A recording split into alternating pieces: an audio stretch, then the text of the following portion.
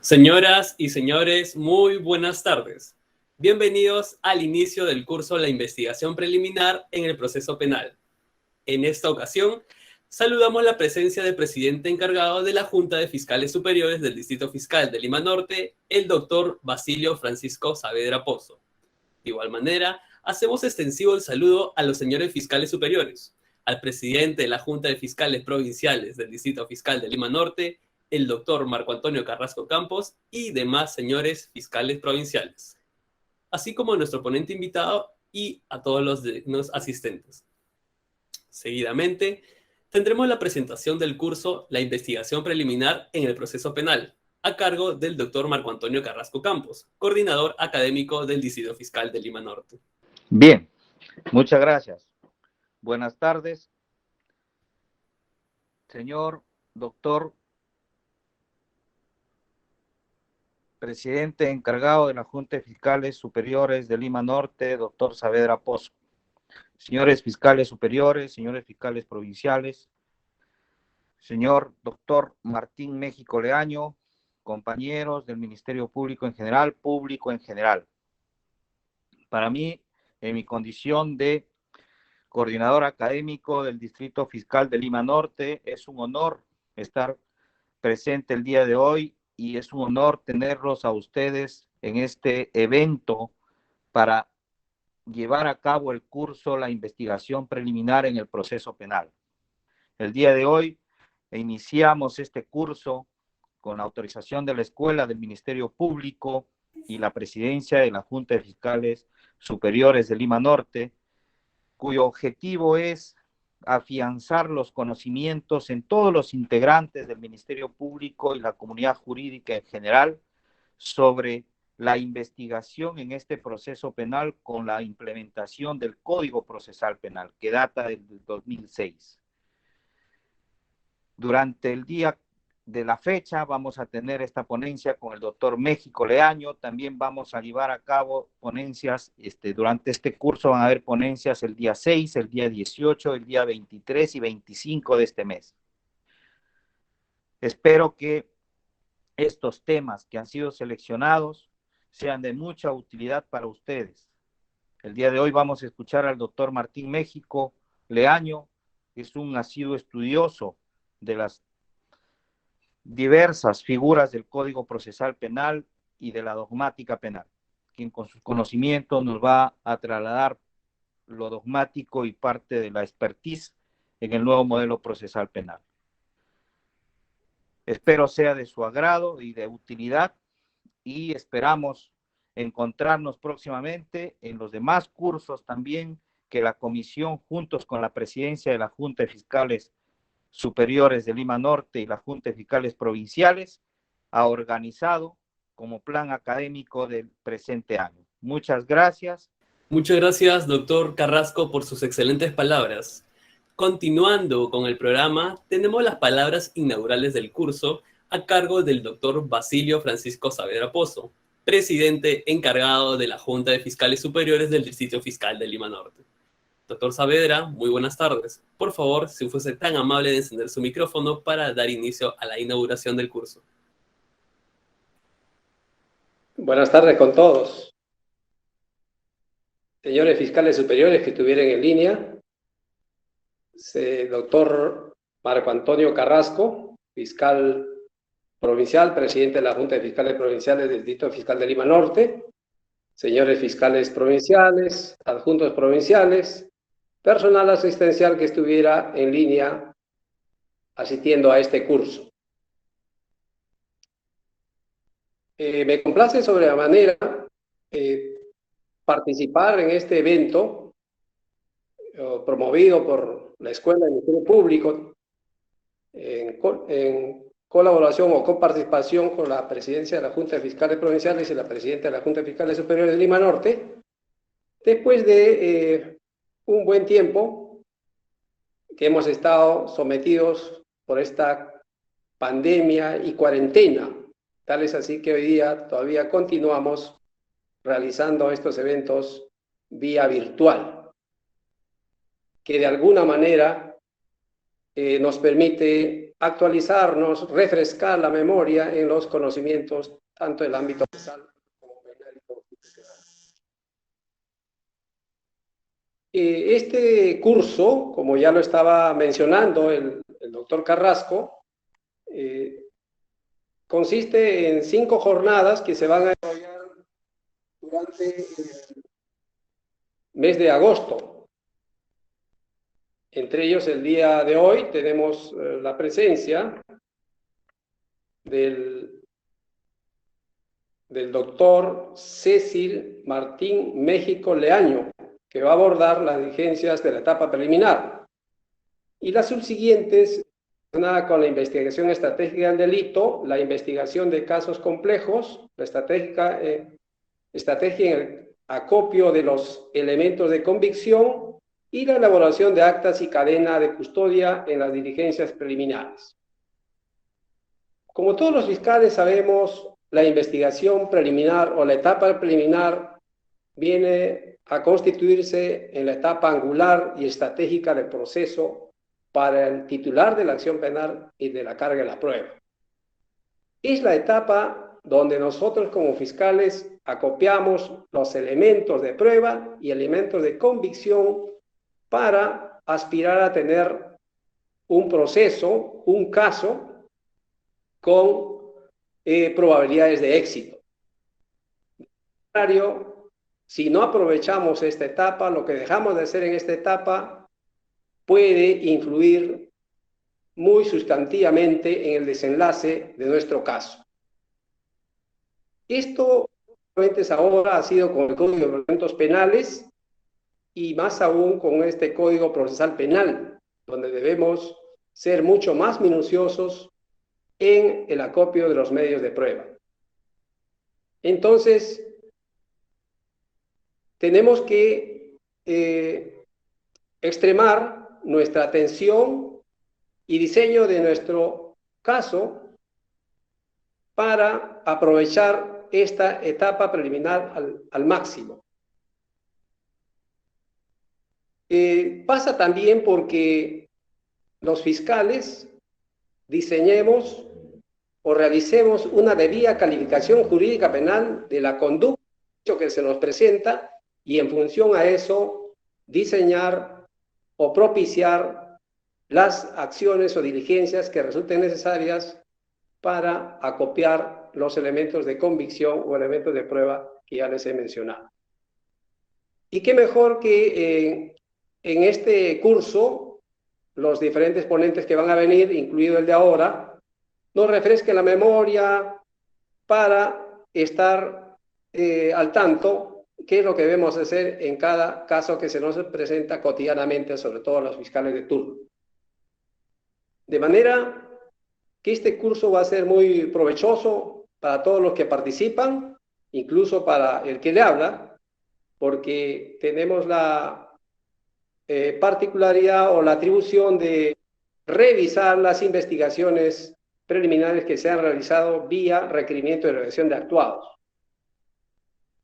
Y estamos viendo todavía algunas deficiencias por allí en el actuar de los diferentes fiscales.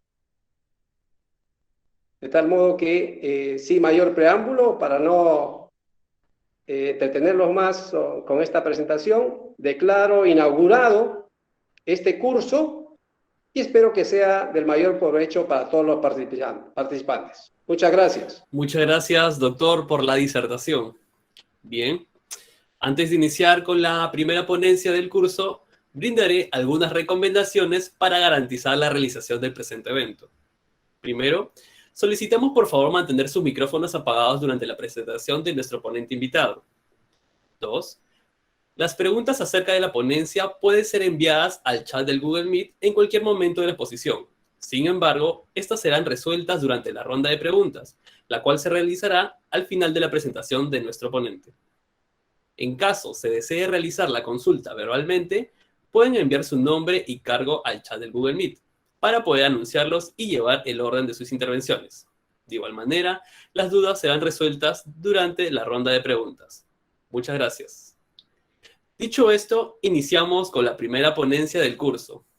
El día de hoy Como primera ponencia del curso La investigación preliminar en el proceso penal, tenemos la conferencia Diligencias en la etapa preliminar, a cargo del doctor Cecil Martín México Leaño, quien es juez penal de la Corte Superior de Justicia de Lima Norte, con estudios de maestría en Derecho Penal. Asimismo, fue fiscal adjunto provincial penal especializado en delitos de corrupción de funcionarios. Autor de diversos artículos académicos y premiado por la Academia de la Magistratura en el 23º programa de formación de aspirantes, PROFA. Con ustedes, el doctor Cecil Martín México Leaño. Bienvenido, doctor México. Si fuera tan amable de encender su micrófono para dar inicio a su disertación. Buenas tardes con todos. Doctor Basilio Francisco Saavedra Pozo, presidente encargado de la Junta de Fiscales Superiores de Lima Norte. Doctor Marco Antonio Carrasco Campos, presidente de la Junta de Fiscales Provinciales y coordinador académico del Distrito Fiscal de Lima Norte.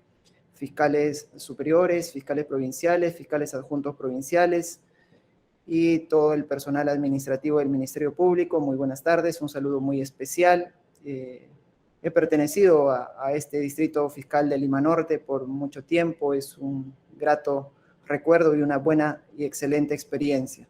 Siempre para mí será un honor participar en estos eventos, ya sea como ponente o como un asistente más a los seminarios que se vayan programando. Como había anunciado ya el presidente de la Junta de Fiscales Superiores, el objetivo tal vez vaya a ser de refrescar un poco la memoria de esta etapa inicial del proceso consistente en las diligencias preliminares. Al final espero tal vez alguna pregunta, alguna crítica, algún comentario de cualquiera que vaya a contribuir al debate en general. He compartido algunas diapositivas con el organizador, espero que la pueda presentar para ir guiándonos a través de ellas. Y como ya han señalado también las personas que me han antecedido, esta etapa de las diligencias preliminares es una etapa fundamental, sobre todo para los fiscales. Muchos casos se van a ganar o se van a perder por la estrategia que vaya a desenvolver el fiscal y por las actividades que vaya a desarrollar durante esta fase de las diligencias preliminares. Existe un dicho en criminalística que dice: el tiempo que pasa, la verdad que huye. En muchos de los delitos, las evidencias o los elementos de convicción tienen que ser acopiados de manera urgente, y eso justamente se va a hacer durante la etapa de diligencias preliminares. Pero no solo eso, sino también se debe buscar garantizar la autenticidad con las formalidades respectivas de esas evidencias. E incluso los testigos o las personas que han sufrido o han sido víctimas de un delito, en ese momento desean contribuir en mayor medida, asisten a las declaraciones, asisten a las diligencias que les citan, pero luego que ya pasa un tiempo, generalmente sienten tal vez esa desilusión, importancia al caso, y a veces por ahí ya no es posible conducir un caso exitoso. Entonces, con esas atingencias voy a tratar de ser lo más breve posible, de refrescar algunos aspectos fundamentales de las diligencias preliminares, bajo el entendido también que hay otros ponentes que ya van a desarrollar un tema de muchísimas más aplicación en la actividad fiscal, como es la estrategia en sí que pueden desplegar los fiscales para investigar delitos complejos o de otros delitos que requieren tal vez una mayor atención. Muy bien, si le damos a la siguiente diapositiva, vamos a señalar que llega la noticia criminal, lo que ya conocemos nosotros. Hay una etapa de calificación en el Ministerio Público y se inicia las diligencias preliminares, que de acuerdo a la Corte Suprema en esta sentencia plenaria casatoria definió esto como una sospecha inicial simple, que está también reconocida normativamente en el artículo 329 del Código Procesal Penal, y que serían mínimos datos objetivos que permitan inferir que existe un hecho que reviste caracteres de delito. Es por ello que en las diligencias preliminares no se podría hablar propiamente de una imputación, porque no va a haber tal vez una precisión de cargos en contra de la persona contra quien se está iniciando la investigación. Va a existir algunos puntos objetivos que promueven esa investigación, pero no propiamente una delimitación de cargos. Entonces no podemos hablar de imputación necesaria. En estos casos, justamente su finalidad es buscar esos mínima información para decidir si se inicia o no se inicia la etapa de investigación formalizada. Tanto más que el objeto del proceso tiene una característica fundamental que es la progresividad, es decir, su variabilidad y delimitación progresiva durante la etapa de investigación, que va a culminar finalmente para el fiscal, ni siquiera tal vez con la acusación escrita, sino al momento que plantea su teoría final en los alegatos de apertura en el juicio oral. Por supuesto que tiene que haber una identidad del hecho estructural, pero algunas circunstancias o algunos detalles, incluso en juicio, se pueden incorporar. Luego, la finalidad de las diligencias preliminares se ha enunciado que tiene una finalidad inmediata, es justamente la que está reconocida en el artículo 330, inciso 2 del Código Procesal Penal, pero también tiene una finalidad mediata, es decir, todo lo que se vaya a copiar durante esta fase inicial del proceso, toda esa información va a ser utilizada para un fin, y ese fin va a ser bien el archivo de esa investigación o bien la formalización de la investigación preparatoria. Entonces, la finalidad mediata de las diligencias preliminares justamente es que el fiscal pueda adoptar una de estas dos decisiones.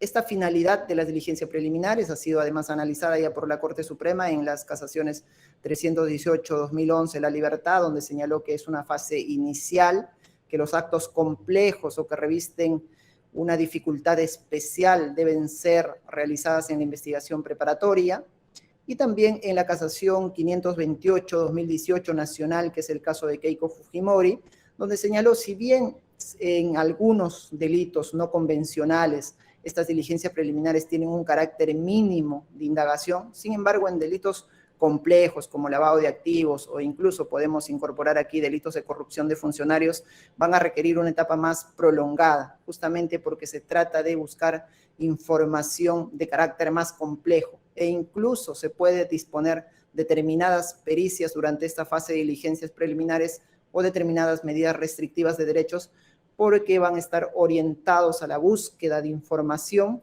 para decidir si existe o no existe ese hecho con carácter delictivo y luego decidir entre la formalización o el archivo de esa investigación. Entonces, si bien en un inicio la Corte Suprema dijo que es una etapa inicial, básica, luego ya relativizó este criterio en la casación 528-2018, dijo que en delitos no convencionales o en delitos complejos, esta diligencia preliminares puede demandar un mayor tiempo y una mayor actividad de parte del Ministerio Público. La siguiente, por favor. Entonces, la finalidad inmediata de las diligencias preliminares es determinar si ha tenido lugar los hechos objeto de conocimiento y su delictuosidad. Esto no es nada nuevo, ¿no? Se busca investigar o instruir para descartar una posible patraña, o sea, una gran mentira que estaría tal vez denunciándose un hecho que nunca ha sucedido. Esto es algo sencillo, que en los delitos comunes se puede constatar de manera muy fácil con los primeros actos iniciales. Y también investigar o instruir para determinar si el hecho reviste caracteres de delito, indicios reveladores de delito. Eso es lo que nos exige para la formalización de la investigación preparatoria. Pero si existe o no existe, justamente esa finalidad se tiene que lograr durante las diligencias preliminares. Ya habrán visto, en todo caso les dejo aquí el enlace a través de las diapositivas, una crítica que se está haciendo a las diligencias preliminares por el doctor, excelente doctor, el doctor Fran Almanza, fiscal superior, que dice que las diligencias preliminares no son investigación, que no se trata de investigar, que hemos tergiversado esta etapa de diligencias preliminares. Pero yo no coincido tanto con la crítica de él, porque justamente lo que buscamos durante las diligencias preliminares son esos elementos de convicción iniciales, inmediatos, para determinar si existe un hecho o no que reviste caracteres de delito, y también determinamos fundamentalmente asegurar los elementos de carácter material, cuerpo del delito, instrumentos del delito, efectos del delito. Entonces es una etapa sumamente importante y que el fiscal despliega una actividad, una estrategia de investigación. Luego, la siguiente finalidad es individualizar a las personas involucradas en la comisión del presunto hecho delictivo, imputados y agraviados. Acá se tiene que incluir a ambas partes. Entonces, estos actos de investigación van a estar orientados a esa finalidad y que serían principalmente declaraciones de testigos del propio agraviado, en algunos donde exista el agraviado plenamente individualizado, visualizaciones de videos, las cámaras de seguridad que inmediatamente deberían ser recogidas y aseguradas, también fotografías, reconocimiento en rueda de imputados, reconocimiento fotográfico, las pericias que se hacen a partir de los videos antropomórficas, las pericias acústicas, incluso también podemos tener unas voces que nos puede llevar a indicar o corroborar la individualización de una persona. Entonces, hay diversas diligencias o actos de investigación que se pueden realizar orientados justamente a esa finalidad. Dependerá del caso concreto que tiene el fiscal. Y aquí, tal vez un tema fundamental es trabajar con asistencia técnica. Los fiscales podemos conocer, tal vez algunos, conocemos los temas jurídicos, pero necesitamos el apoyo técnico de peritos acústicos, de peritos que hacen mejoramiento de las imágenes, de video, de las fotografías, entonces que pueden contribuir con su técnica justamente a desarrollar una mejor investigación. Además, también es necesaria la intervención de la policía, porque son como los brazos ejecutivos de los fiscales, son los que con proactividad van a desarrollar tal vez todas sus pesquisas para encontrar las evidencias necesarias para la investigación, con la dirección, por supuesto, del fiscal, la dirección jurídica, el control jurídico que debe llevar. La siguiente. Aquí es el tema más importante tal vez de las diligencias preliminares, y hay a veces muchos errores que se pueden cometer aquí. Y también estos errores vienen propiciados por el propio código y por la propia jurisprudencia de la Corte Suprema y la doctrina que no esclarece del todo este hecho de la incautación. Una de las finalidades de la diligencia preliminar es justamente asegurar los elementos materiales de la comisión del presunto hecho delictivo. Entonces, a través de una intervención inmediata en la escena del crimen, que generalmente se realiza con los peritos, lo que se va a buscar es recoger todas esas evidencias materiales, llamémoslo así, utilizando este término anglosajón, evidencias materiales que existen, que en nuestro sistema serían cuerpo del delito, objeto del delito, instrumentos del delito o efectos o ganancias de un delito. Entonces, se ha señalado que una vez recogidas esas evidencias, una vez incautadas esas evidencias, tiene que solicitarse una confirmación de la incautación. Y este es el problema medular, creo, que a veces lleva muchos errores, y tanto a nivel del Ministerio Público y del Poder Judicial. Se ha identificado en el Código dos tipos de incautación, la incautación cautelar y la incautación instrumental, en orden inverso de los que yo le estoy citando. Solo lo cito en este orden porque es más fácil de entender la incautación cautelar. Incluso se dice que esta es propiamente la incautación, que la incautación instrumental, así llamada incautación instrumental, no debería existir, que solo se debería llamar un secuestro de evidencia que hace el fiscal. La principal crítica aquí de esta clasificación viene de parte de la doctrina, el doctor Tomás Gálvez Villegas, por ejemplo, en esos libros que escribe sobre la incautación. La incautación cautelar sí es una medida cautelar propiamente dicha, que va a proceder sobre efectos o ganancias del delito, sobre instrumentos del delito, objeto del delito, y cuyo fin es asegurar esos bienes relacionados con el delito para un futuro decomiso, que es un decomiso que pasan a titularidad del Estado. Entonces, si hay en un lavado de activos, asegurar las ganancias y rentas ilícitas, que serían efectos o ganancias justamente de ese delito, se va a solicitar una incautación de naturaleza cautelar, porque lo que se pretende luego es, con la sentencia final, el decomiso de esos bienes que pasen a titularidad del Estado. Y eso es la misma figura para los instrumentos. Si hay un vehículo, si hay computadoras o máquinas que han sido instrumentalizadas para ejecutar un hecho delictivo, lo que se va a solicitar es una incautación de naturaleza cautelar, porque lo que se pretende es garantizar que justamente esos bienes lleguen al final, que no sean destruidos, que no sean escondidos, que no sean sustraídos por los investigados y que finalmente se disponga su decomiso. Lo mismo de los objetos del delito. Y la incautación instrumental que está prevista en el artículo 218, que rige sobre cuerpo o objeto del delito, cosas relacionadas con el delito que sean necesarias para su esclarecimiento. En estos casos, por ejemplo, se interviene a los imputados en los delitos comunes si se encuentra el bien de la agraviada, el celular, la laptop de la agraviada, se encuentra en posesión del presunto responsable ante una intervención en flagrancia delictiva. Entonces algunos dicen, pero eso no se va a solicitar confirmación de la incautación, o ni siquiera se incauta, se haría un secuestro nada más. Pero si somos atentos en la lectura del 218, justamente dice que eso sería el objeto o cuerpo del delito, sobre lo cual recae la acción delictiva. Para futura actividad probatoria, se busca asegurar la evidencia para probar el hecho delictivo, para utilizar esa evidencia material como prueba en el proceso. Y lo mismo con las cosas relacionadas con el objeto que sean necesarias para su esclarecimiento. En algunos casos intervienen a los imputados y lo que le van a incautar es no ya el celular de la agraviada o el celular que ha sido objeto del hurto, del robo, sino el celular del propio imputado.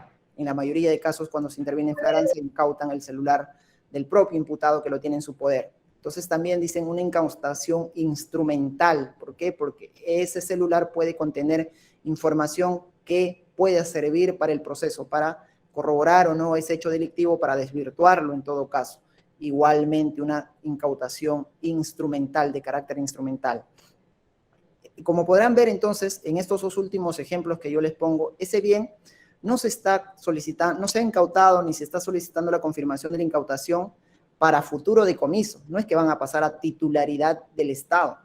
Posiblemente, cumplido su fin, que es de averiguación, de investigación, tienen que ser devueltos a sus propietarios. El celular objeto del delito será entregado a la agraviada, el celular de los imputados tendrán que ser devueltos luego de cumplido las diligencias respectivas de lectura de los celulares o de luego que se ha extraído toda la información que resulta pertinente. Entonces, esa es la incautación instrumental, solamente con fines probatorios, pero es muy amplio, dice cuerpo o objeto del delito y cosas relacionadas con el delito que son necesarias para su esclarecimiento. Pero de ahí podemos trazar la distinción. La instrumental para futuro decomiso, es decir, que va a ir a propiedad del Estado.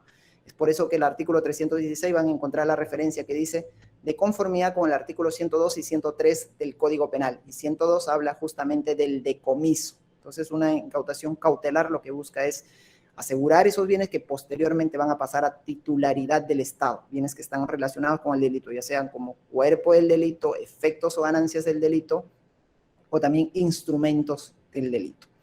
Y la incautación instrumental, instrumentos básicamente para fines probatorios. Luego puede haber una incautación también de naturaleza dual o mixta, o sea, con fin cautelar y con fin instrumental, porque el mismo bien puede ser utilizado para acreditar la existencia del hecho delictivo, para corroborar, pero también para futuro decomiso. Entonces es un tema también que se debe de trabajar de esa manera. No es que es uno u otro, no es que es solamente cautelar e instrumental, uno u otro, uno no excluye al otro. Puede ser que un bien tenga también esa finalidad de acreditar el delito, pero luego también vaya a pasar a titularidad del Estado. Entonces, recomendación sería, en el ámbito fiscal al menos, es que una vez que la policía ha realizado ese acto de incautación en flagrancia delictiva, sin autorización judicial, sin autorización de la fiscalía, porque así lo puede hacer, cuando existe flagrancia y peligro por la demora, que esos bienes vayan a ser escondidos, desaparecidos, es lo que generalmente sucede, e inmediatamente se tiene que solicitar la confirmación de la incautación. Y otro tema adicional también es esta medida instrumental de la cadena de custodia, es decir, el aseguramiento que viene luego de la evidencia recogida. Y la cadena de custodia es una garantía o certeza, se dice, del principio de mismidad.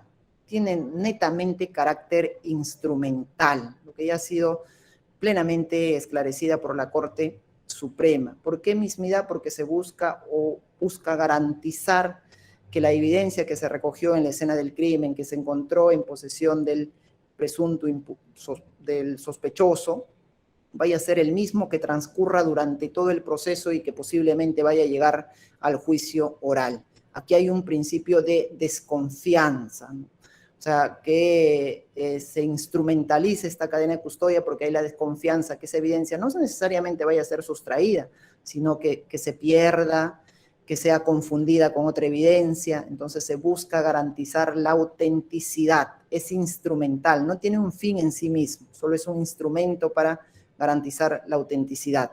Por ello que la ausencia o ruptura de la cadena de custodia es un acto irregular, pero que no determina la nulidad, inadmisibilidad, inutilización ni exclusión de la evidencia material de los bienes relacionados con el hecho delictivo. El hecho que no se haya hecho una cadena de custodia, el hecho que se haya roto la cadena de custodia, el hecho que se perdió la cadena de custodia, esos formatos instrumentales que elaboramos, no determina que esa evidencia, ese celular, ese arma de fuego, esa muestra de droga, lo que sea, vaya a ser declarada nula, vaya a ser inadmitida, no se vaya a decir que es inutilizable en el proceso o que tenga que ser excluida. Ninguna de estas consecuencias está aparejada a la ruptura o a la irregularidad de la cadena de custodia. ¿Por qué? Porque la cadena de custodia solo es un instrumento, uno de los tantos medios que sirve para garantizar la autenticidad de la evidencia. ¿Existen otros medios? Claro, es posible acreditar la autenticidad de la evidencia por otros medios. Se dice, por ejemplo, la declaración del policía que recogió la evidencia o de quien conservó esa evidencia durante todo el tiempo que no tenía cadena de custodia, o la descripción precisa de esa evidencia en el acta, que es lo que también debe haber cuando hace la policía, ¿no? Que el bien esté descrito de tal manera que nadie pueda decir, llegado su momento en juicio, que es otro bien, que se ha confundido, que no es porque no hay cadena de custodia, no, porque el acta estaría reflejando que es el mismo bien que se recogió, la misma evidencia que se recogió en la escena del crimen o que se incautó cuando se encontraba en poder del imputado. Entonces hay otras formas de buscar la autenticidad de la evidencia. No va a repercutir en la exclusión de ese material, ni en la nulidad, ni en la inadmisibilidad. Puede afectar, sí, puede afectar aquí ya la fiabilidad de esa prueba, o sea, qué tan fiable es esa prueba para generar convicción en el juicio oral. Pero ahí ya también se podría trabajar a nivel de la Fiscalía con lo que se llama prueba sobre prueba en un proceso judicial. Es decir, vamos a llevar prueba para demostrar no directamente el hecho, sino para demostrar que esa evidencia es la que se recogió en la escena del delito, para darle fiabilidad a nuestra prueba que sí acredita el hecho que tiene relación directa con el hecho delictivo. Entonces hay muchas posibilidades, fotografías también incluso, la fotografía del bien, por eso es importante que tal vez al momento de recoger se tome fotografías de la evidencia, se haga marcas, incluso el acuerdo plenario dice, si van a recoger un cuchillo le podrían poner una marca y nadie podría luego decir, no, eso no es el instrumento del delito que se está presentando en juicio, aun cuando haya habido ruptura de la cadena de custodia. Y luego de esta cadena de custodia que es instrumental, también viene lo que se llama la confirmación de la incautación, que es un requerimiento postulado, como ya ustedes saben, al juez de la investigación preparatoria. En ambos casos, tanto cuando se trata de una incautación cautelar que lo realiza la policía o lo realiza el fiscal sin autorización judicial, como cuando se trata de una incautación instrumental. En ambos casos se entiende que es necesaria la intervención del órgano jurisdiccional del juez porque es un acto del Ministerio Público de la Policía que interfiere o restringe ciertos derechos del imputado. Entonces es necesaria su intervención para confirmar justamente ese acto. Es por ello que se dice que únicamente puede restringir, o podemos decir que se está interfiriendo en el derecho del imputado, es cuando se hace una incautación cautelar, porque se está afectando tal vez una presunta propiedad, una presunta posesión legalmente constituida del presunto imputado o del imputado. Por ello dicen que no podríamos hablar de confirmación de la incautación cuando se trata de una llamada incautación instrumental. Pero en este caso la Corte Suprema en el Acuerdo Plenario 5/2010 ha dicho, si ustedes revisan minuciosamente ese acuerdo plenario, que todo se incauta y que todo se confirma, que todo tiene que ir a una decisión del juez de la confirmación de la incautación. Pero el tema es luego, ¿no? ¿Qué pasa? La norma dice inmediatamente, y inmediatamente el acuerdo plenario ha dicho sin solución de continuidad. Es el acto que debe seguir de manera inmediata. Por ahí se trató de delimitar un tiempo, 24 horas, un día, 2 días, 3 días, no. Sin solución de continuidad, es decir, realizado ese acto fiscal de incautación por la policía y dado cuenta el fiscal, lo que debe seguir inmediatamente es la confirmación de la incautación, el requerimiento de confirmación de la incautación. Pero sucede, y seguro que lo han visto en la práctica, que el fiscal, el acto inmediato es luego tal vez la formalización y un requerimiento de prisión preventiva o un requerimiento de incoación de proceso inmediato. Lo ideal sería que en esos actos vaya acompañado el requerimiento de confirmación judicial de la evidencia que se está utilizando o de esas actas de incautación que se están utilizando como elementos de convicción para solicitar esas medidas. Un requerimiento de incoación o el requerimiento de prisión preventiva. Ahí debería estar. Y lo que sucede normalmente, en muchos casos que se hace así, es que el juez, llegada el momento de la audiencia, ya sea de incoación o de prisión preventiva, previo a pronunciarse sobre el mérito del asunto, va a analizar el requerimiento de confirmación de la incautación. Resuelta la confirmación de la incautación, se ingresa a debatir el requerimiento de incoación o el requerimiento de prisión preventiva. Ahí no hay ningún problema. Perfecto, porque se está haciendo la confirmación de la incautación. Y además el fiscal ha cumplido con esto inmediatamente, que es un acto sin solución de continuidad. Incautación, requerimiento. Pero existen casos donde el Ministerio Público plantea una prisión preventiva y no plantea el requerimiento de confirmación de la incautación, sino que lo presenta después incluso de la audiencia de prisión preventiva. Ahí vienen los problemas, ¿no? Ahí vienen los problemas porque el acuerdo plenario en su fundamento 14 dice, de manera textual, lo he citado en la diapositiva, dice, para decidir acerca de una petición concreta, derivada o vinculada a la incautación, la autoridad judicial debe realizar con carácter previo, pero en ese mismo acto, una evaluación de la legalidad de la incautación. Es decir, tampoco quiere decir si el fiscal ha planteado su prisión preventiva y su incoación de proceso inmediato y no hay requerimiento de confirmación de la incautación, no quiere decir que tampoco automáticamente va a decir, bueno, esa evidencia no se puede utilizar o esas actas no se pueden utilizar. No, el acuerdo plenario dice que previo a eso, el juez tiene que realizar una evaluación sobre la legalidad de esos actos. Por supuesto que luego la omisión del fiscal podrá aparejar consecuencias disciplinarias a lo mucho, pero no tiene por qué afectar propiamente a la investigación y a esos elementos de convicción. Y dice el acuerdo plenario, y esto es lo más importante tal vez, dice, de no ser posible el aludido examen por la necesidad de un debate más amplio, será del caso rechazar provisionalmente el requerimiento o la solicitud, que como dato esencial se sustentó en la incautación a fin de definirla anticipadamente y emitida la decisión respectiva, recién pronunciarse sobre su mérito. Entonces, si hay generalmente las imputaciones se basan muchísimo en las actas de incautación, las actas que se ha recogido en la evidencia material que finalmente demuestra la existencia, de manera fuerte vincula la existencia del hecho delictivo y con una determinada persona. Entonces, si no se puede hacer esta evaluación previa, el acuerdo plenario dice que será lo que se debe hacer es rechazar o no pronunciarse, reservar el pronunciamiento sobre el mérito de ese requerimiento. ¿Por qué? Porque no se podría utilizar una evidencia que aún no ha superado ese control de legalidad, que es la confirmación judicial por parte del órgano jurisdiccional.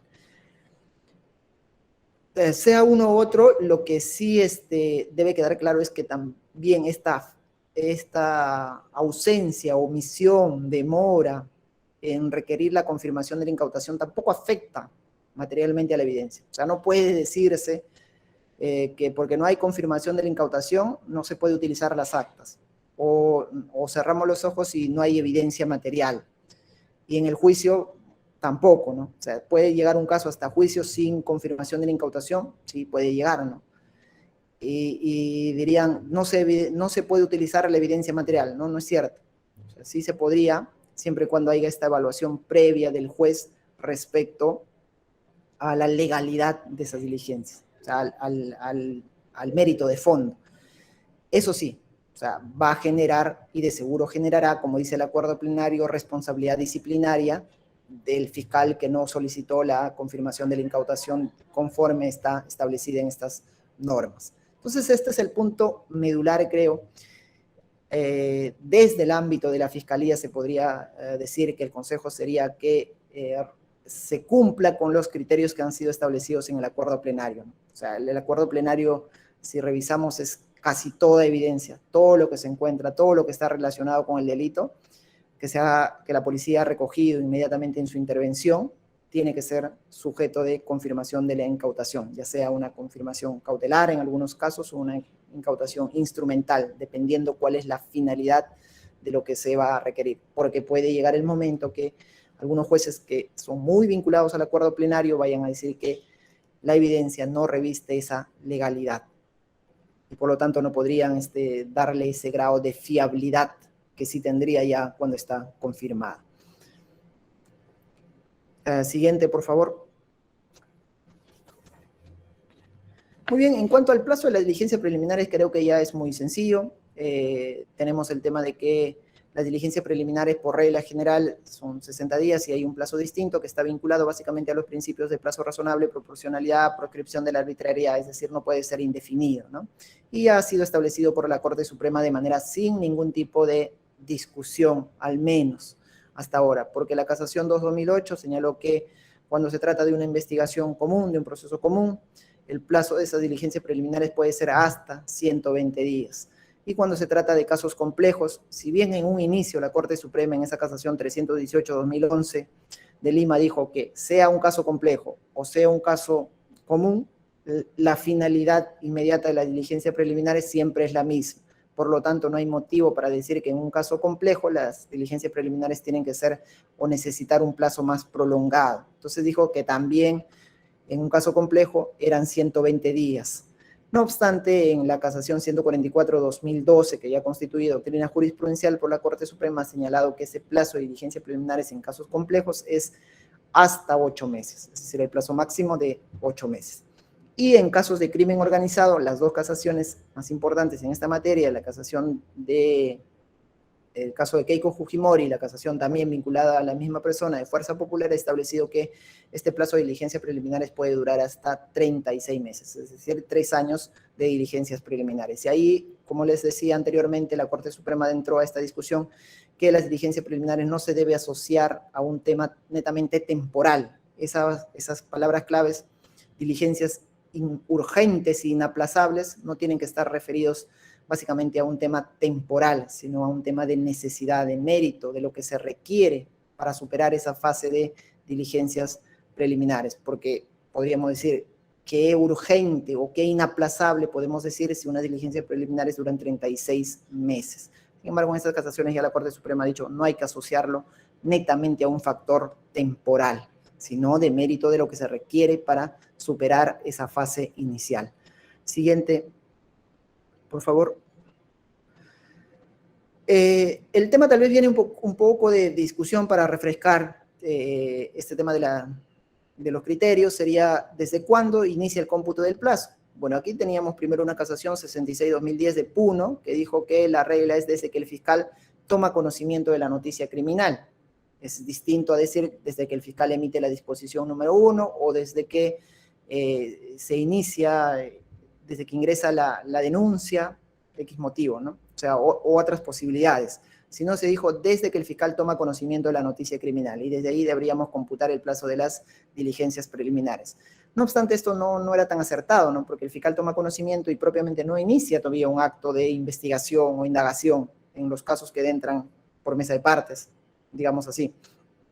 Entonces, ¿por qué se tendría que computar desde ese momento que ingresó o tomó conocimiento el fiscal? Y se decía, o generalmente en la práctica se empezaba a computar ese plazo desde la fecha de la disposición número 1, ¿no? Desde que se emitió la disposición número 1, que es justamente la que inicia las diligencias preliminares. Bueno, ese criterio ha sido acogido por la Sala Penal Especial, es decir, una sala de la Corte Suprema, en este caso de Arce Córdoba, en el expediente 4/2020, y ahí van a encontrar esta regla específica que dice que el plazo de las diligencias preliminares no puede iniciar desde que el fiscal toma conocimiento, desde que existe la noticia criminal, no, sino desde que se emite la disposición fiscal número 1, que es un acto formal que marca en sí el inicio de la etapa de diligencias preliminares, desde ese momento. Y luego tenemos otro tema de los criterios del Tribunal Constitucional, que básicamente ha sido construida siguiendo la jurisprudencia de la Corte Interamericana y el Tribunal Europeo de Derechos Humanos en los asuntos referidos al derecho al plazo razonable, que también está directamente vinculada con la actividad que nosotros desarrollamos, o desarrolla el Ministerio Público.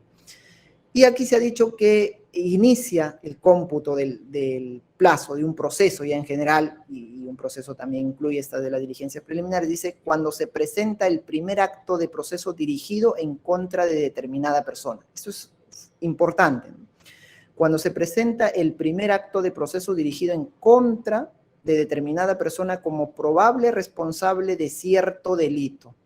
Entonces es importante, les decía, para nuestro ámbito penal, porque vamos a decir, ¿y de cuándo inicia el plazo de las diligencias preliminares contra las personas, contra lo que, digamos así, entre comillas, contra los que resulten responsables? Porque es una investigación que de un hecho que reviste caracteres de delito, pero que no hay una persona individualizada, ¿no? Lo conocemos en el Ministerio Público generalmente contra los que resulten responsables, que no está bien dicha tampoco, ¿no? Pero ¿de cuándo iniciaríamos entonces en esos casos? De acuerdo a la jurisprudencia del Tribunal Constitucional, entonces digamos, ¿cuándo se inicia el cómputo del proceso? Dice, cuando se presenta el primer acto del proceso dirigido en contra de determinada persona como probable responsable de cierto delito.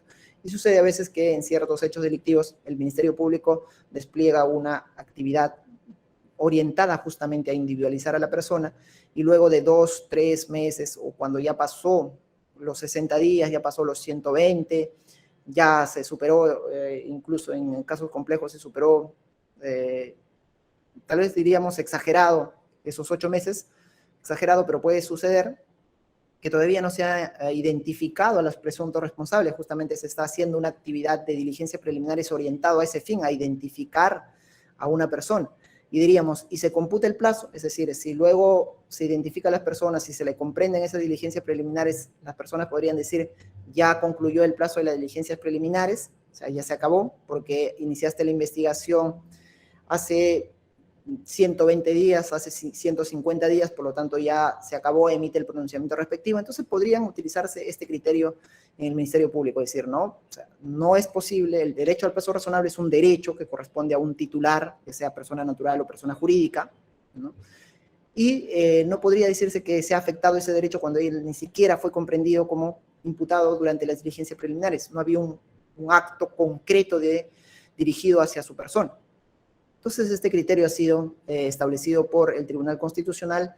En este caso del expediente que estoy citando, es el caso Salazar Monroe. Es una sentencia que justamente desarrolla todo el tema del derecho al plazo razonable. Incluso también nos puede servir esta sentencia, como lo citaba ahí, los criterios para evaluar la razonabilidad del plazo.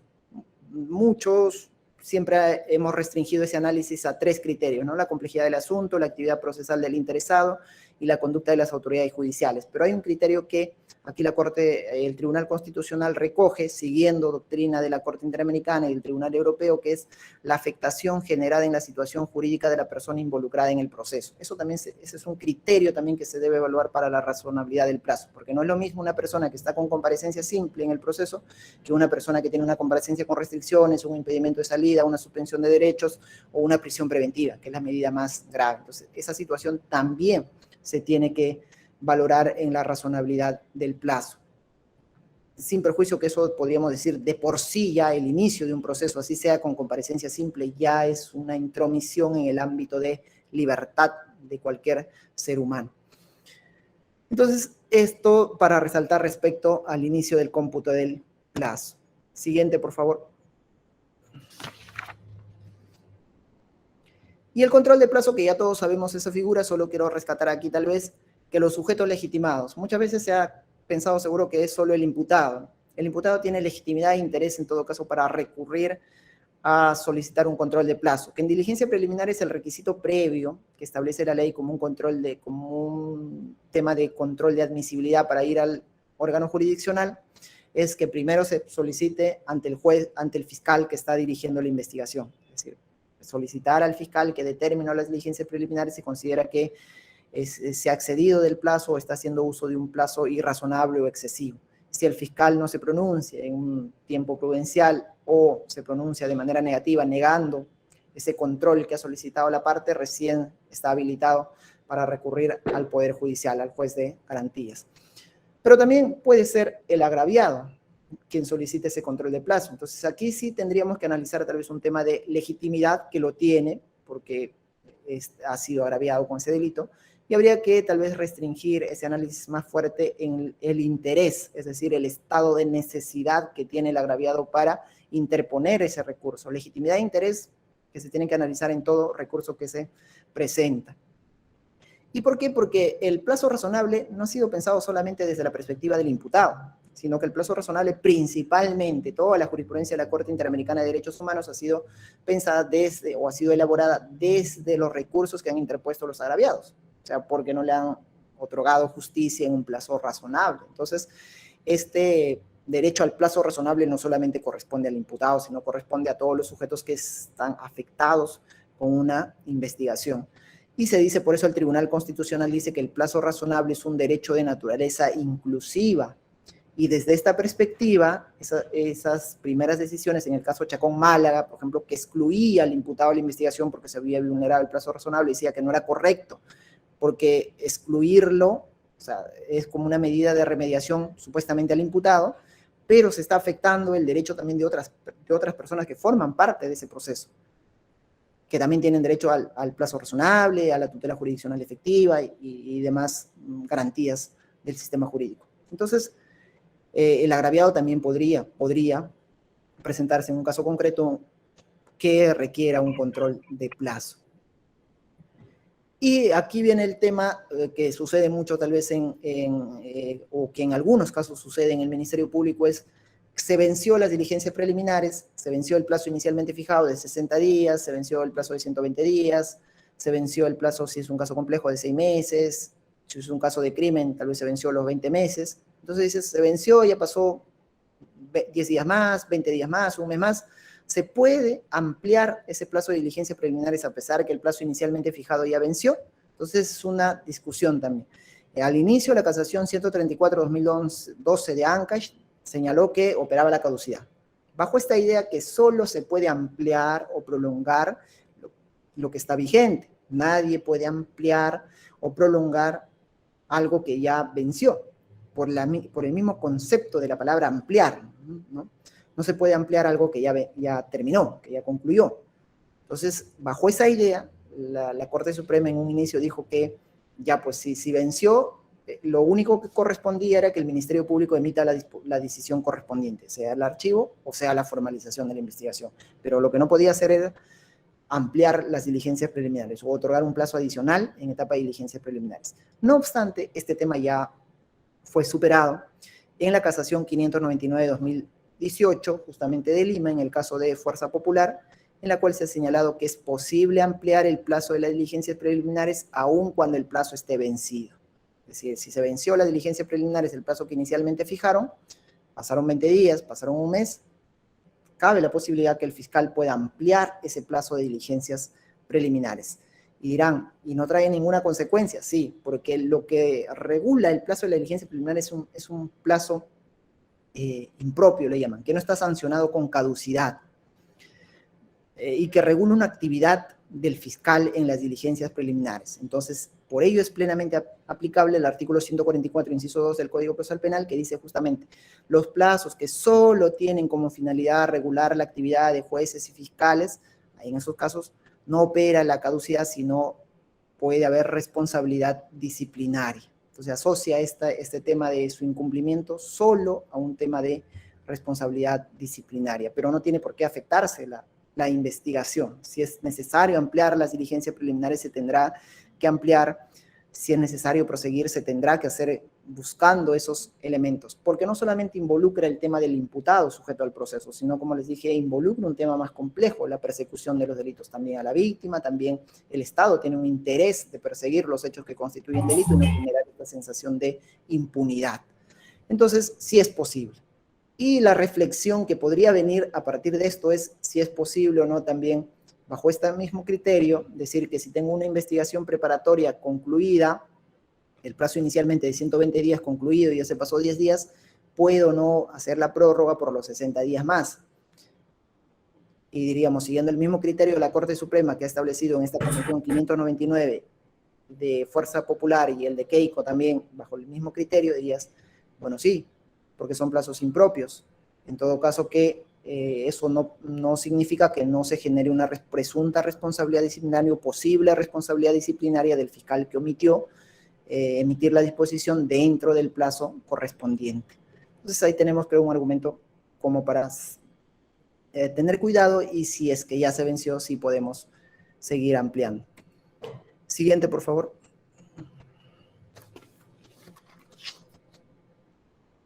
Y también hay un tema de discusión tal vez respecto a la calificación de los casos, que creo que ya no hay mayor problema, es decir, puede iniciarse una investigación como un caso simple y en el transcurso se puede calificar como complejo, ¿no?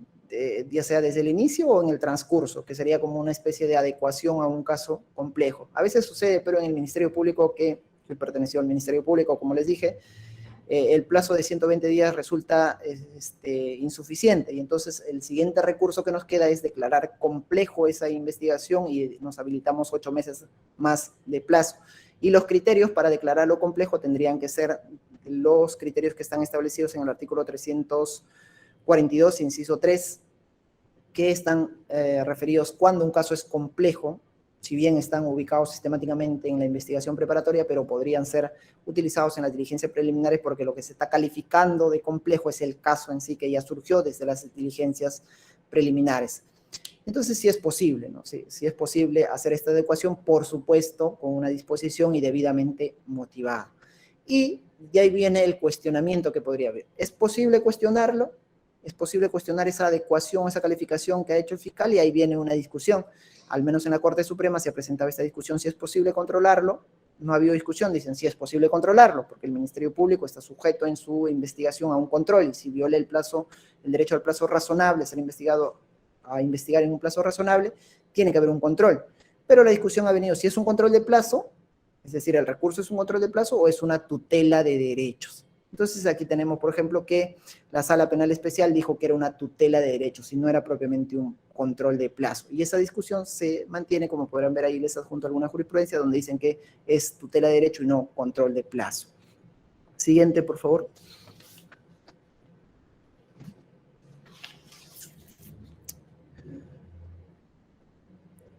Y también algo que tal vez se utiliza, que se debería utilizar en los casos que corresponda, es el secreto de las diligencias preliminares, pero también sujeto a ciertos controles que ya la Corte Suprema lo ha establecido en esta casación que les cito, 373/2018 nacional, donde se declaró el secreto de una investigación compleja por el plazo de 8 meses. Toda la diligencia preliminar es secreto.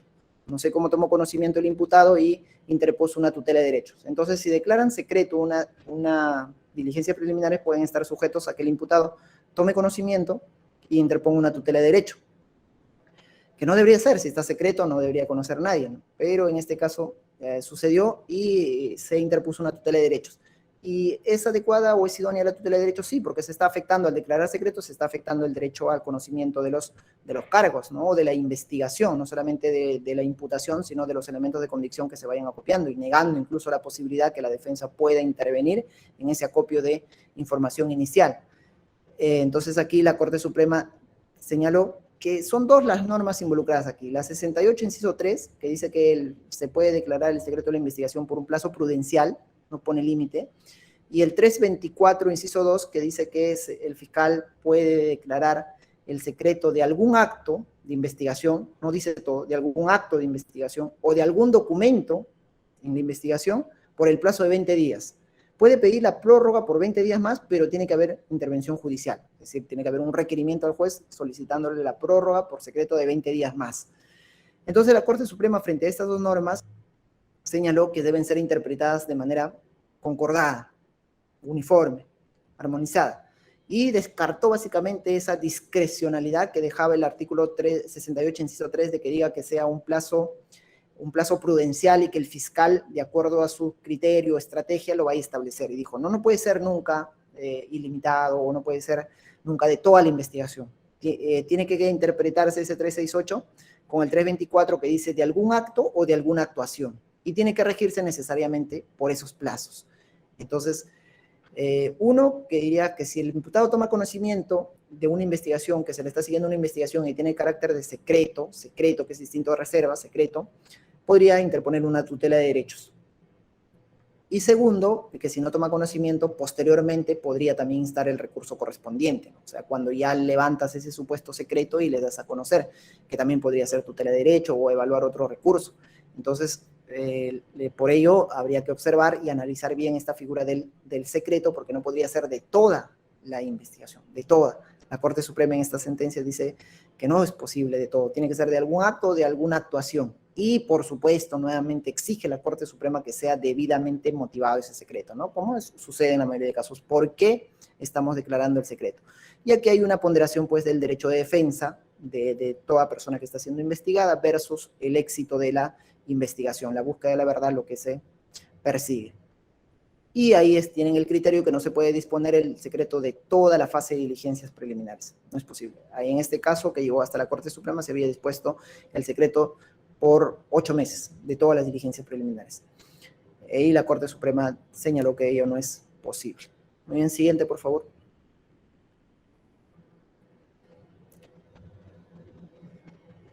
El reconocimiento fotográfico, como les señalé, también es una diligencia que se hace justamente importante para individualizar a la persona. El reconocimiento en rueda creo que ya no tiene mayor discusión, más allá de decir que la persona debe estar, si es reconocimiento en rueda, se utiliza a los imputados, y las personas que se les pone para ese reconocimiento en rueda deben ser de características similares.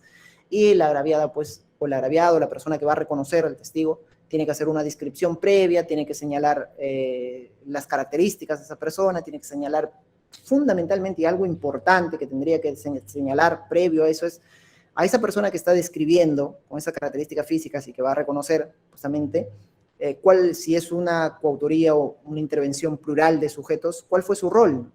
O sea, eso es importante, ¿no? ¿Cuál fue su rol más allá de que lo vaya a reconocer?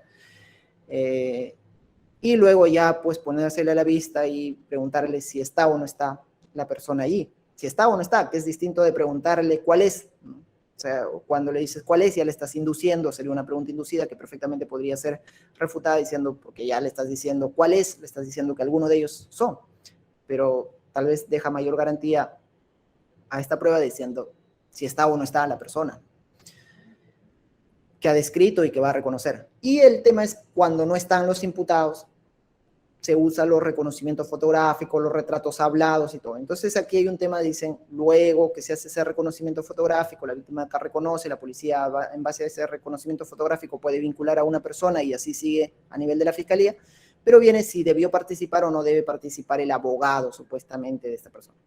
Decimos supuestamente porque hasta ahí no tenemos, se entiende, una persona individualizada. Entonces este tema también fue tratado con sus peculiaridades en la casación 78-2010 de Arequipa, y es una casación muy antigua donde dijo que no era necesario. Pues como era un acto inicial de investigación donde todavía no se ha identificado a una persona, ¿cómo podemos exigir que esté presente su abogado defensor? Entonces dijeron que no era posible.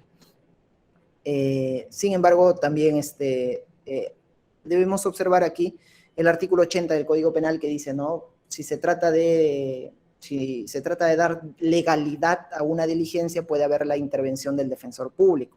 Pero entiendo que en muchos casos los defensores públicos no quieren participar cuando no hay imputado. Pues si nosotros participamos en defensa de un imputado, si aquí no hay un imputado individualizado, en defensa de quién vamos a participar. Pero esta norma del artículo 80, que muy poco se ha concretizado, dice que también la defensa pública puede participar para dar legalidad a un acto de investigación o a una diligencia. Aun cuando no haya tal vez imputado, se podría concretizar de esa manera. Muy bien, siguiente, por favor. La individualización de la voz para la comprobación de la pericia puede obtenerse de diversas maneras. Este es otro pronunciamiento de la Corte Suprema, Casación 837-2018.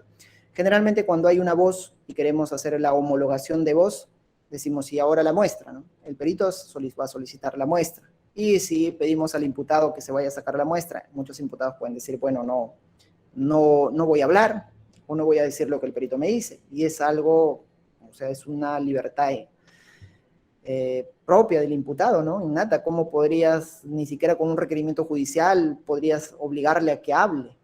Entonces, si él decide no hablar, no hay forma de obligarle a que hable y buscar las muestras. Además, podríamos decir, si el imputado habla, puede distorsionar la voz, no sé. Algunos temas que ya los peritos podrán decir si es posible o no es posible, esa distorsión que puede hacer el imputado de su voz, si sería una muestra aprovechable o no. Parece que no, porque tienen sus métodos bien sofisticados para analizar esta homologación de voces.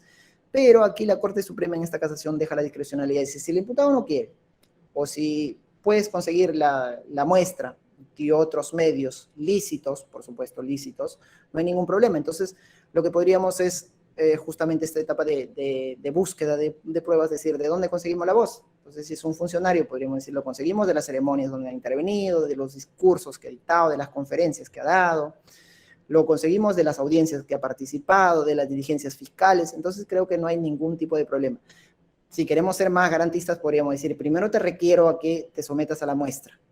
Y si no te sometes o la muestra no es la idónea, entonces recurro a otro medio. Busco la audiencia donde participaste, la audiencia de prisión preventiva, si es un imputado, donde se identificó, hizo su defensa material, tu declaración que brindaste, la cual también fue grabada, entonces también podemos utilizarlo. La Corte Suprema ya ha dicho que no habría ningún tipo de vulneración en esos casos. Siguiente, por favor. Y esto también, este tema de que el imputado tiene que someterse también a la investigación, o sea, la persona que está siendo investigada tiene que soportar ciertos actos que interfieren en su derecho a la libertad, a la intimidad también. Por ejemplo, ha sido analizado por el Tribunal Constitucional en esta sentencia ya muy antigua, y a razón del propio Código Procesal Penal, que es la intervención corporal. Si el imputado no desea hacerse una extracción de sangre, por ejemplo, y diría, ¿y lo hacemos en contra de su voluntad? Claro que sí, sí se puede hacer en contra de su voluntad. Aunque seguro los ultra garantistas podrían decir, no, pero estamos utilizando al imputado como objeto de prueba, ¿no? O estamos afectando su derecho a la autoincriminación porque él mismo estaba sirviendo de prueba para un delito que se puede incriminar. Pero también debemos tener en cuenta, pues, esa garantía del imputado, ese respeto, pero también hay otros principios del otro lado que se deben ponderar, ¿no? Y en este caso el Tribunal Constitucional resolvió este hecho de un imputado que no quería someterse a una a extracción de muestra de sangre y a quien se le imputaba un presunto delito de violación y tenían una muestra para hacer la comparación. Entonces tenían que obtener sí o sí la muestra del imputado para hacer esa comparación y así decidir, o sea, así obtener información relevante si era o no era el autor del hecho. Entonces el Tribunal Constitucional dijo que esa medida sí estaba justificada. Lo dictó un juez de investigación preparatoria que aún con la fuerza puedan extraer una muestra de sangre del imputado. Cumplía con este criterio de la proporcionalidad, que era una medida idónea, que era necesaria y que era proporcional en este balance de principios que se tenía que hacer. La intimidad, pero también versus el tema de la búsqueda de la verdad, de la investigación de los hechos que constituyen delito y delitos además que afectaban de manera sensible los bienes jurídicos como es la indemnidad sexual en caso de menores. Siguiente, por favor. Muy bien, y para ir terminando, este tema también que es muy práctico, muy recurrente a veces en el Ministerio Público, la acumulación de investigaciones, ¿no? Hay una casación que es la 943-2019 de Ventanilla que establece algunos criterios al respecto. Señala principalmente que la acumulación es una estrategia investigativa, es una estrategia que la decide el fiscal, o sea, y que no puede merecer mayor cuestionamiento de los imputados, con tal que se haga siempre la investigación luego respetando los derechos. El fiscal decide, se acumula, desacumula y todo eso es su estrategia que él decide llevar adelante. Y el otro tema, ¿no? ¿Es posible acumular un caso en etapa de diligencias preliminares con un caso de investigación preparatoria? Entonces, muchas veces decía, este caso está en diligencia preliminar y si este está en investigación preparatoria, no lo podemos acumular. Se puede acumular cuando ambos están en diligencias preliminares o ambos están en etapa de investigación preparatoria propiamente dicha. Y con mayor razón, pues, cuando decía que un caso ya está en etapa intermedia o en juicio, ¿no?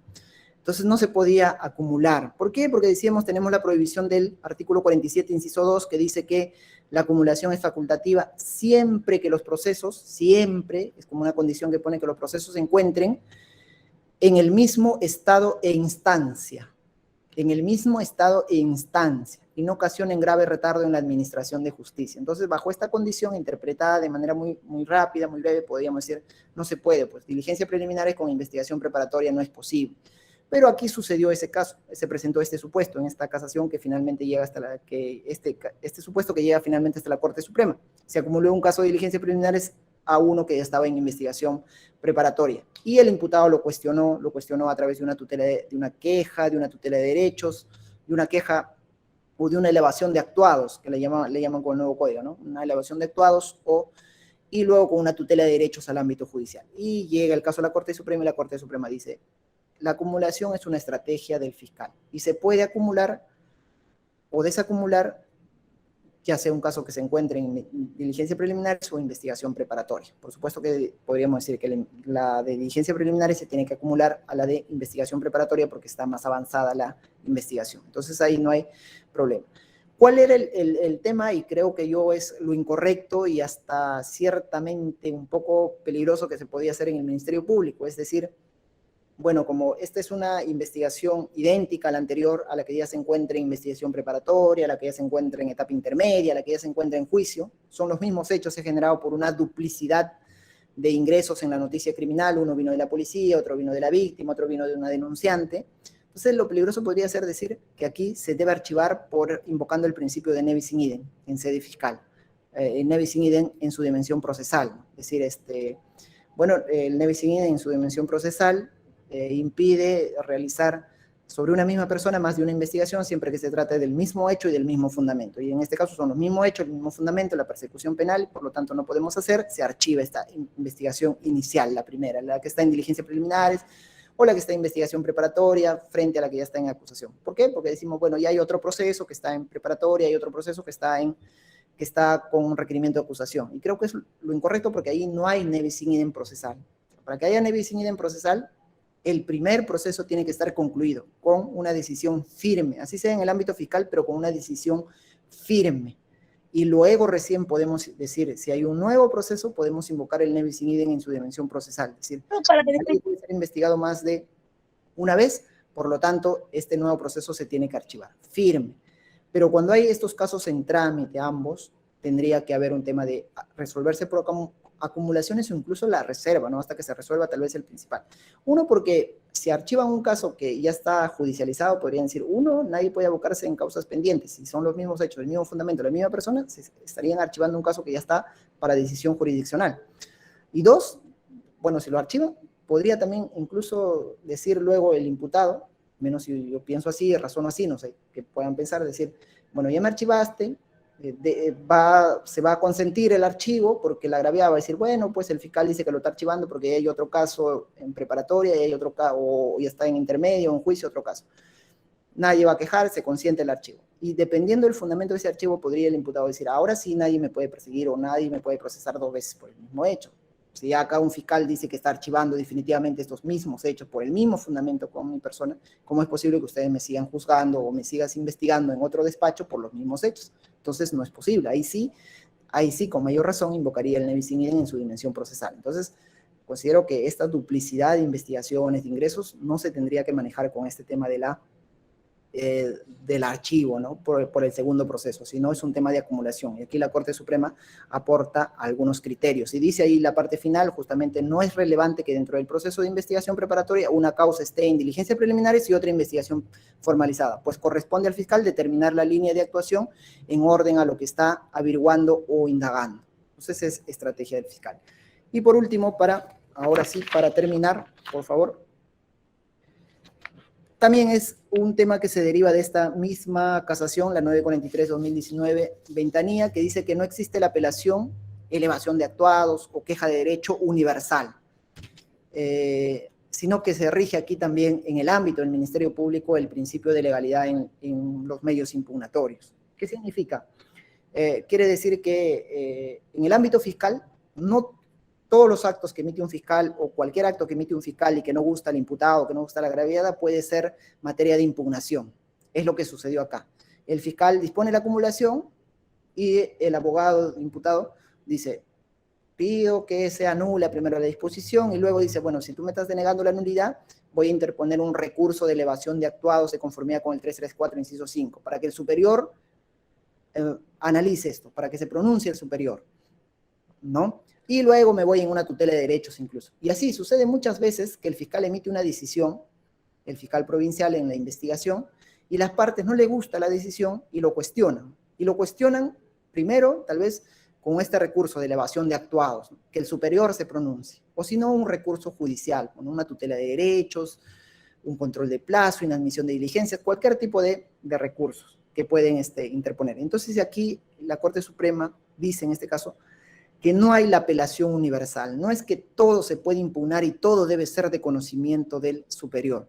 Dice, solo se puede impugnar aquellos actos expresamente previstos en la ley, principio de legalidad de los medios impugnatorios, ¿no? Que también rigen el ámbito del Ministerio Público, sea el nombre que tenga, es lo menos importante, queja de derecho, elevación de actuados, no sé, es lo menos importante, sino que es una concreción de ese principio de pluralidad de instancia, de ese principio de la revisión y de ese principio de la fabilidad humana, ¿no? De los errores que puede haber, el control del superior. Pero sí es el legislador quien crea el recurso, quien delimita su contenido, quien delimita sus condiciones, los plazos. Es por eso que se dice que es un derecho constitucional, pero de configuración legal, es el legislador.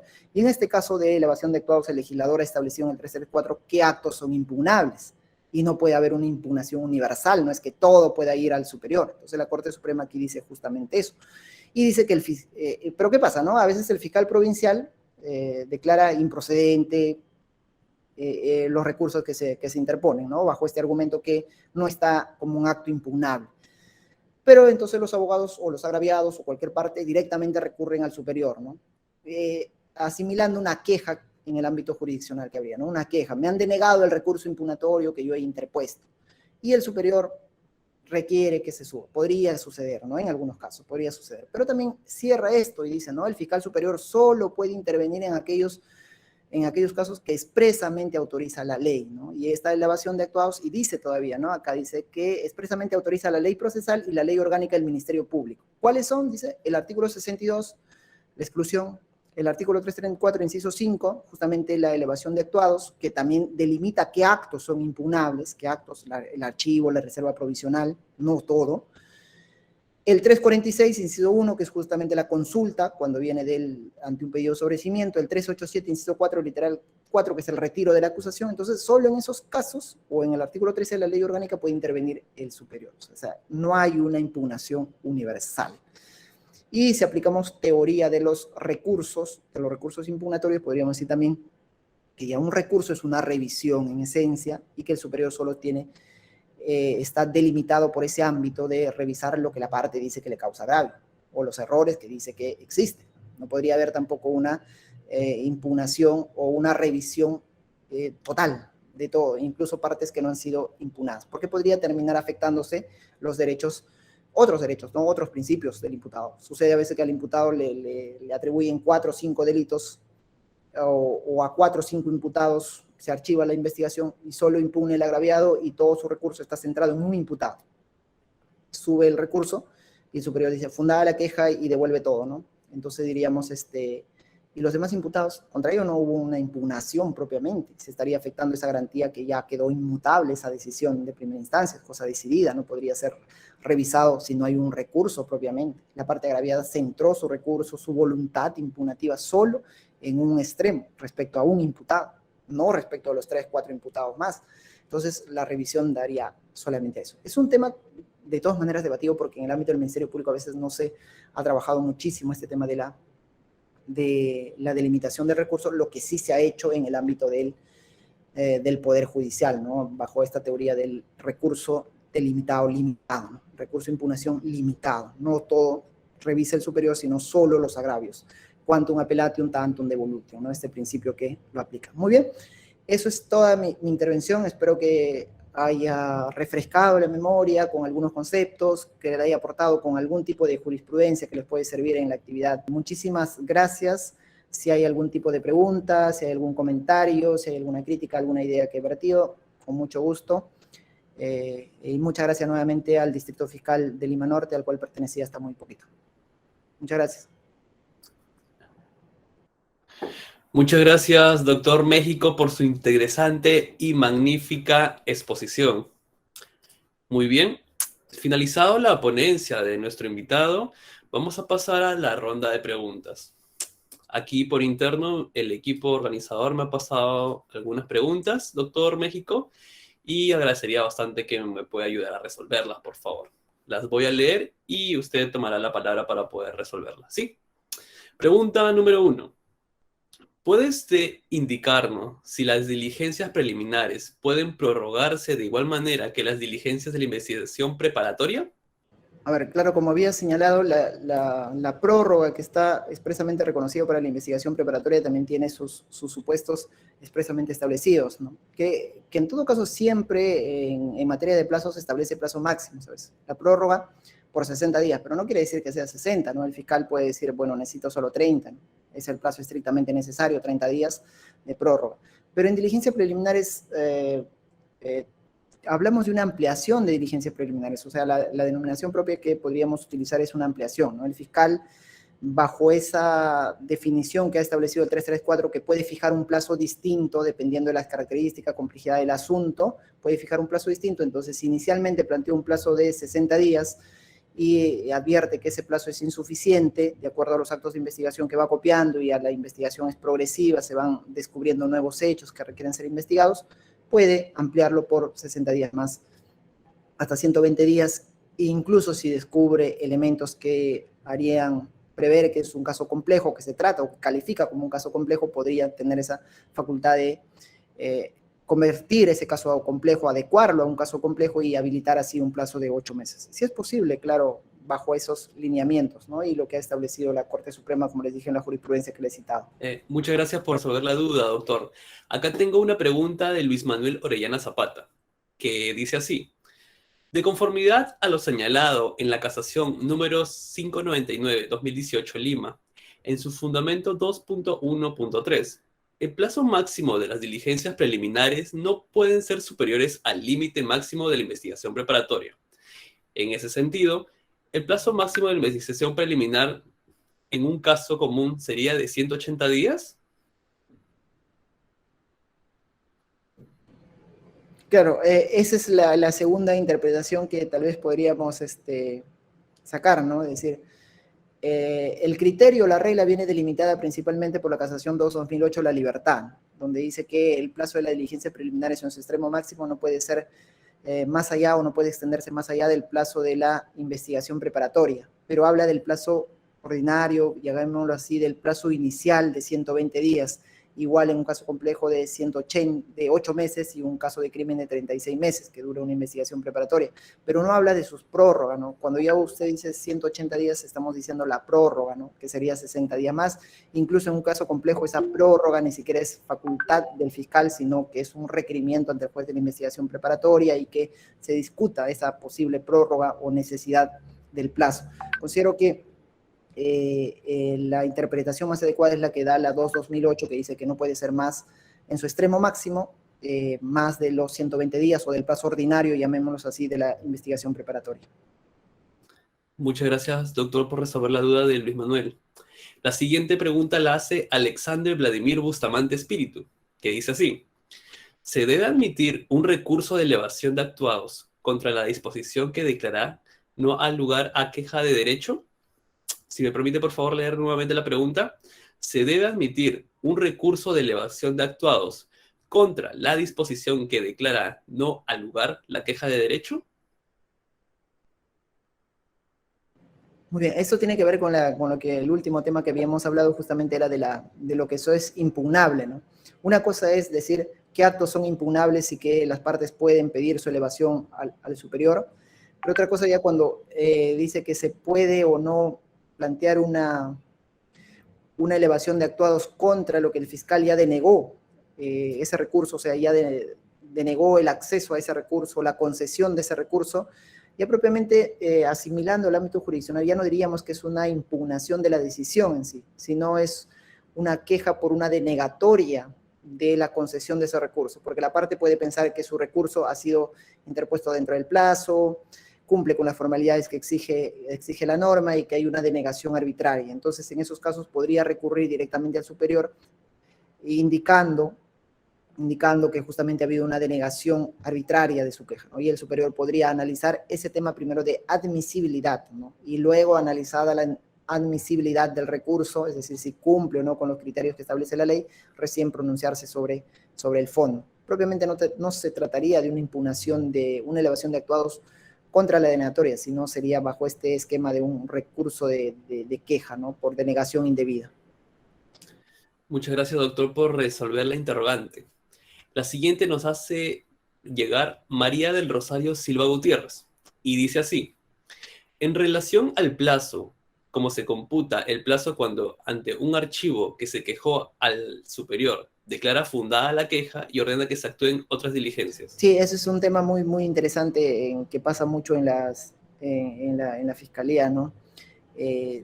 Generalmente el fiscal provincial va a emitir la disposición de archivo cuando ya el plazo está vencido o al límite, emite la disposición de archivo y entonces hay un recurso de queja de derecho y que se eleva al superior y el superior amplía la investigación, ¿no? O sea, fija un plazo de 30 días, 60 días, dependiendo de la magnitud del caso y de la diligencia que está ordenando. Entonces, considero que ahí está el problema. No he conocido ningún tema de que un abogado, por ejemplo, válidamente podría decir, ya se acabó el plazo de las diligencias preliminares. No puede continuar el caso en diligencias preliminares. No importa si ha sido un recurso, no. Seguimos en diligencias preliminares y es lo que no debe suceder. Entonces, podría válidamente pedirle al fiscal provincial o al fiscal mismo superior, que al Ministerio Público, al fin y al cabo, es una unidad, es uno solo, que dé por concluido esas diligencias preliminares.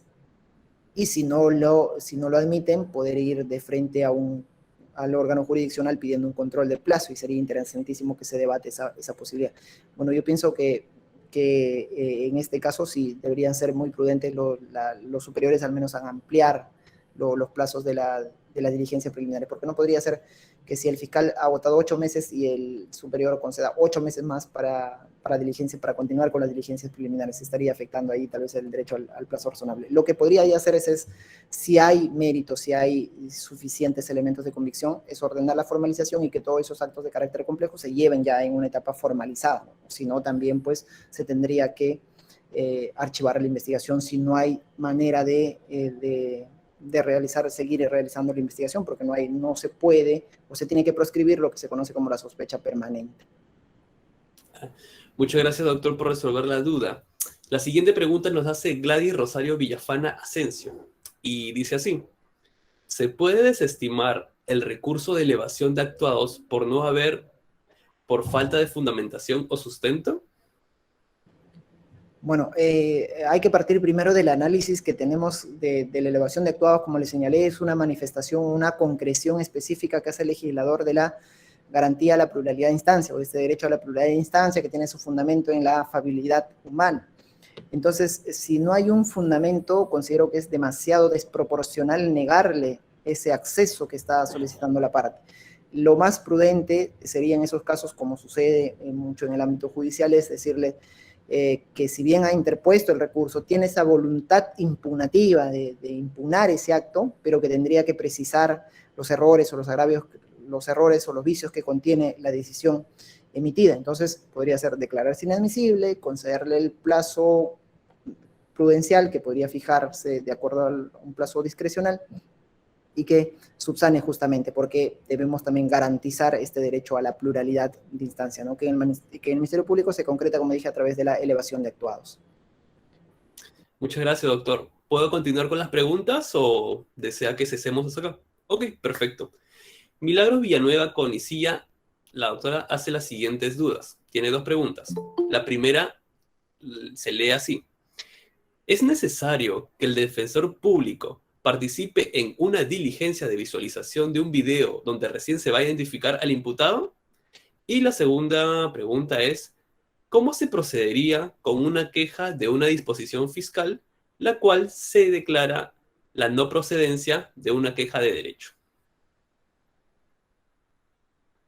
Bien, comienzo por la segunda, como ya había señalado, cuando el fiscal provincial declara infundada la procedencia de una queja de derecho o su admisibilidad, lo que corresponde ya no es un acto nuevamente de elevación de actuar, ¿no? Sino que se podría asimilar que el afectado, en este caso con esa decisión, quien impugnó, recurra directamente al superior solicitando que se evalúe esa admisibilidad, ese control de admisibilidad que ha hecho el fiscal provincial, porque él debe considerar, y seguro así es su pretensión, que ha sido interpuesto dentro del plazo y que cumple con todos los requisitos. Entonces, propiamente ya no se trata de una